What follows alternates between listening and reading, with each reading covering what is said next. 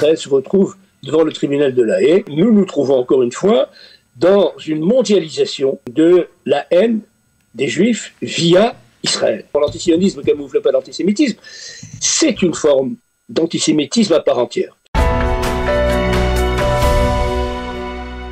Nous sommes en ligne avec David Saada. David, bonjour, Boker Tov.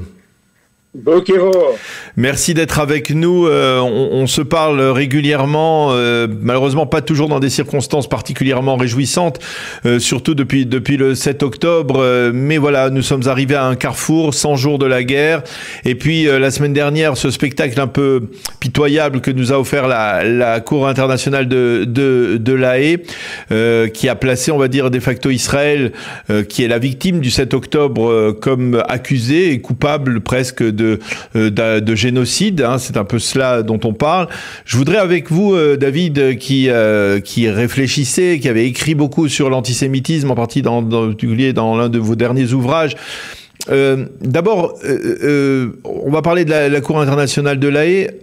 Comment vous expliquez ce retournement de situation, ce qui s'est passé le 7 octobre, où on avait le sentiment que le drame était tellement énorme, ce massacre de 1200 Israéliens, que enfin on avait le sentiment que la communauté internationale allait dans le sens d'Israël, pouvait comprendre la douleur d'Israël, et puis finalement on voit très rapidement que la propagande, on va dire la propagande palestinienne reprend le dessus, on parle des morts de la bande de Gaza, des civils, etc. Et on va juste qu'à accuser Israël de se livrer à un génocide de la population palestinienne dans la bande de Gaza. Comment vous expliquez cela ? C'est de l'antisémitisme pur. Où puiser cette source de haine? Mais moi je pense que en effet, nous sommes dans une vague absolument inédite d'antisémitisme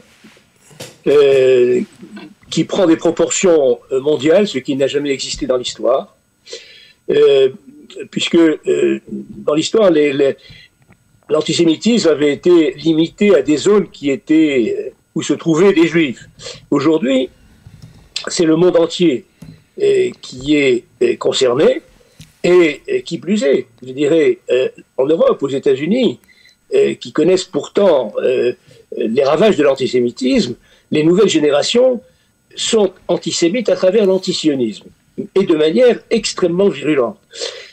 Quant à La Haye, il y a une espèce de complicité évidente entre un certain nombre d'États, comme l'Afrique du Sud, et les terroristes du palestinien, du Hamas et autres.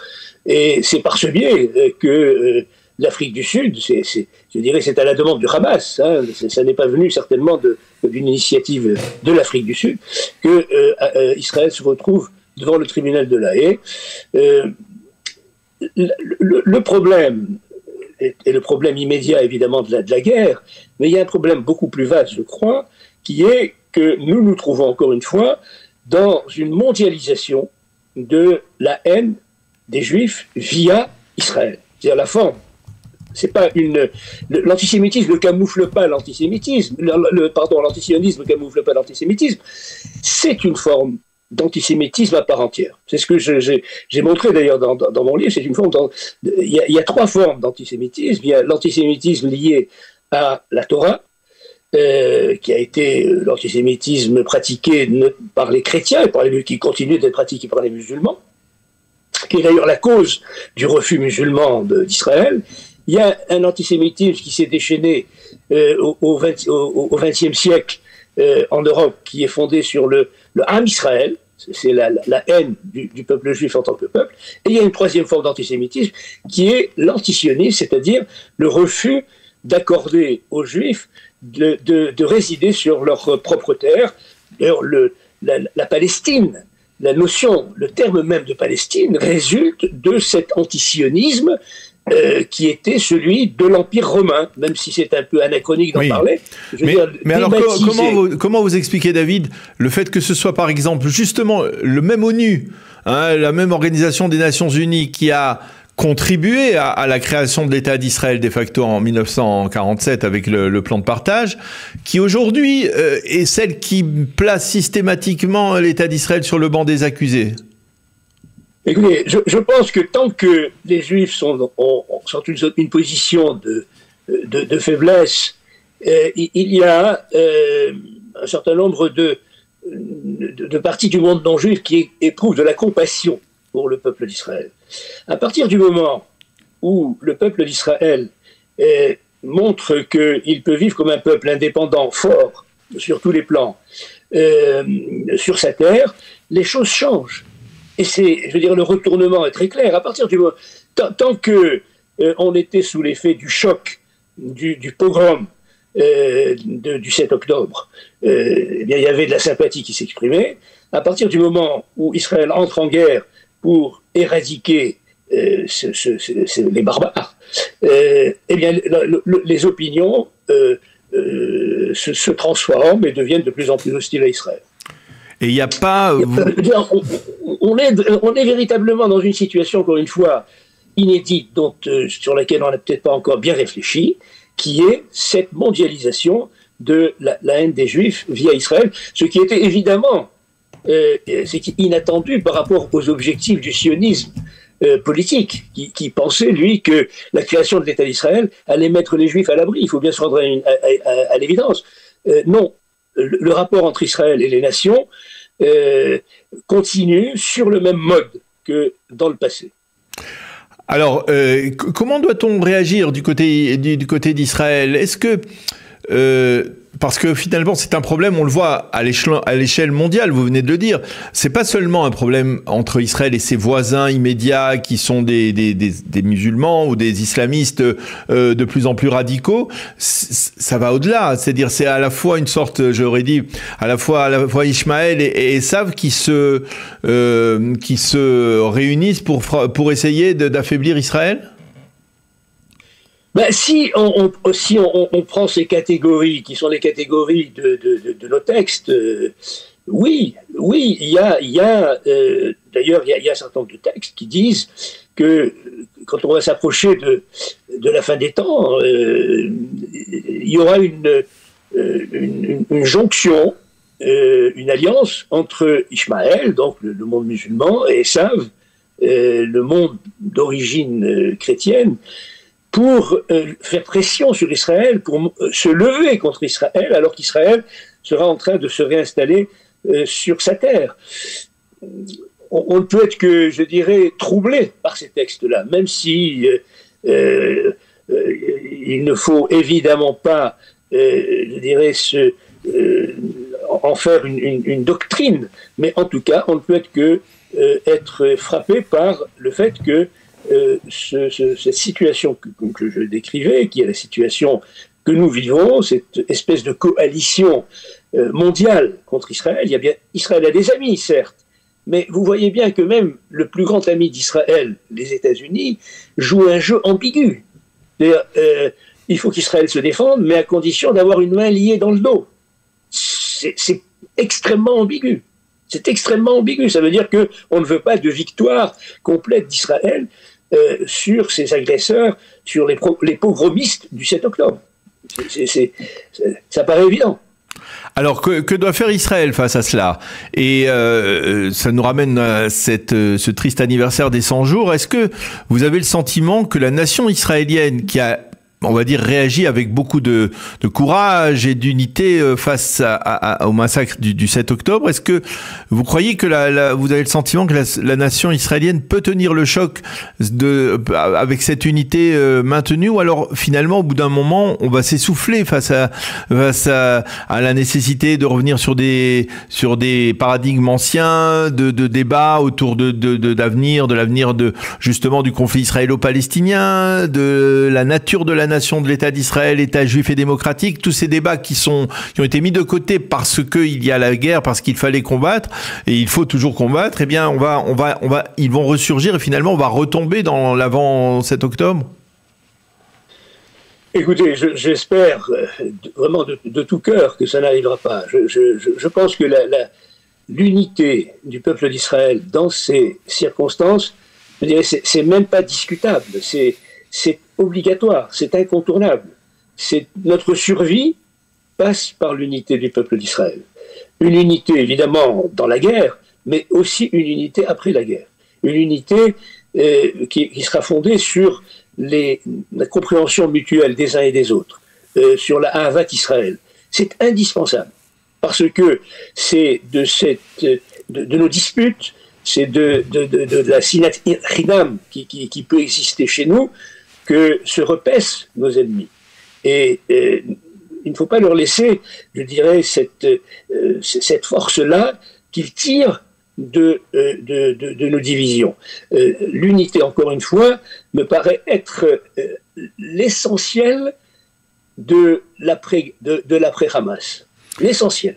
Par rapport justement à cette menace qui vient des voisins d'Israël, du Hamas au sud, du Hezbollah au nord, de tous les proxys que l'Iran met en action, quel est votre avis? Est-ce qu'Israël doit aller jusqu'au bout, doit combattre, continuer à combattre, même si par exemple on voit que c'est de plus en plus difficile, que c'est difficile, que c'est long, il faut avoir beaucoup de patience par rapport à ce type de combat. Vous avez le sentiment qu'Israël, je dirais un peu comme je le cite plusieurs fois ces dernières semaines, doit agir selon la doctrine Jabotinsky de la muraille de fer, à savoir tout faire pour que une fois pour toutes le monde arabe ne puisse pas envisager d'une manière quelconque la destruction de l'État d'Israël? Oui, je pense que là aussi, nous n'avons pas le choix que de combattre et de comprendre que cette guerre est une guerre qui va être longue. Elle ne va pas, malheureusement, se terminer par une victoire éclair. On le voit maintenant de manière extrêmement évidente. Qu'il ne faut pas perdre patience. Qu'il faut évidemment accélérer toutes les opérations pour la libération des otages. Mais, je dirais, l'intérêt supérieur de la nation doit être mis en avant. Les otages, bien sûr, absolument, ça doit être notre préoccupation permanente de seconde en seconde, mais on est dans une guerre qui risque de durer. Mais j'ajouterai une chose, je dirais notre ennemi immédiat, qui jusqu'à présent avait des masques nationalistes, territoriaux, anticolonialistes, etc., montre son vrai visage. En réalité, on se rend compte, et ça c'est peut-être quelque chose de très positif, et peut-être que les dirigeants d'Israël n'ont pas encore pris conscience de ça. La source du rejet d'Israël, je l'ai dit tout à l'heure, je le redis, vient de l'islam, c'est-à-dire du Coran. Le Israël, c'est le dhimmi qui relève la tête. Et étant le dhimmi qui relève la tête, il remet en cause d'une certaine manière les enseignements du Coran. Les frères musulmans sont extrêmement branchés sur la question juive à cause de ça. Et donc, on a un problème, véritablement, c'est pas un problème territorial. Donc, l'histoire de deux États est une stupidité. On a un problème de notre rapport avec l'islam. Il y a peut-être quelque chose à creuser là-dessus, parce qu'il y a peut-être dans le Coran des possibilités qu'on soit accepté de manière, je dirais, théologique de leur part. Ça n'est pas impossible. Il y a un certain nombre d'érudits musulmans qui le disent. Peut-être qu'il faut avancer dans cette direction-là, parce que la guerre, c'est important, il faut aller jusqu'au bout, mais il y a peut-être d'autres voies qu'on n'a pas explorées jusqu'à présent. Est-ce que vous pensez, David, que la société israélienne, elle peut ressortir, elle va sortir renforcée de cette épreuve qui s'est dressée devant elle le 7 octobre? Vous avez le sentiment qu'il y a quelque chose qui a changé, que d'une certaine manière, on peut peut-être espérer, on va dire, un peu plus à la fois d'unité, un peu plus de cohésion dans la société israélienne? Oui, et je dirais même plus que ça. Dans la société israélienne et dans le peuple juif, dans son ensemble, y compris dans les communautés de Yagola. Je pense qu'aujourd'hui, on est dans une situation où chaque juif a dans son cœur l'inquiétude de ce qui se passe, mais aussi une très forte adhésion au peuple dont il fait partie. Et je pense que là, c'est quelque chose de très positif. L'antisémitisme qui est en train de progresser dans les pays occidentaux et aux États-Unis va susciter des aliotes en masse. Les Juifs vont paradoxalement et contrairement aux espoirs de nos ennemis, vont venir dans les années prochaines s'installer en masse en Israël. Et donc, cette épreuve-là est une épreuve, effectivement, qui finira par nous renforcer. Eh bien, on va rester là sur ce pronostic, on va dire très encourageant. Plus d'Aliyah, effectivement, on l'a vu ne serait-ce qu'à travers les derniers salons d'Aliyah à Paris qui ont fait salle pleine. On le voit effectivement, il y a apparemment un réveil de la part des Juifs de France au moins, mais peut-être aussi des Juifs du monde entier en direction de l'État d'Israël. Merci beaucoup, David Saada, d'avoir accepté de commenter cette actualité à travers les derniers développements à La Haye et puis cette 100e journée de guerre, de conflit dans l'État d'Israël. Merci d'avoir été avec nous ce matin et bonne journée, à bientôt. À bientôt.